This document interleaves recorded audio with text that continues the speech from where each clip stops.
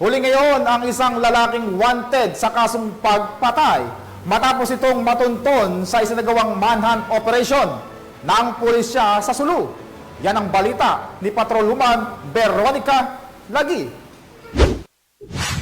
Arestado ang isang wanted person sa kasong murder sa isinagawang operasyon ng mga tauhan ng Hulo MPS Tracker Team sa Sitio Unique, Barangay Busbus, Hulo, Sulu noong 8 ng Hulyo taong kasalukuyan.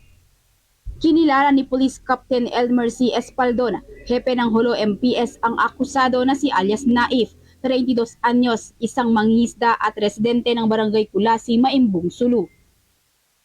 Ayon kay Police Captain Espadon, bandang alas 9 ng gabi nang maaresto ang akusado ng mga otoridad ng Hulo Municipal Police Station sa bisa ng warrant of arrest sa kasong paglabag sa Revised Penal Code Article 248 o murder na inisyu ni Honorable Shin C. Cañete, Acting Presiding Judge ng RTC Branch 4 9th Judicial Region, Parang, Sulu, noong 12 ng Mayo taong kasalukuyan na walang inirekomendang piyansa.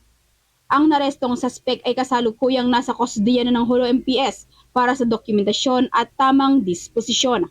Ang matagumpay na pagkakaaresto sa akusado ay patunay lamang sa epektibong pagpapatupad ng pambansang pulisya ng Pilipinas sa kanilang sinumpaang tungkulin na maghatid ng serbisyong publiko para sa maayos, maunlad at mapayapang bagong Pilipinas.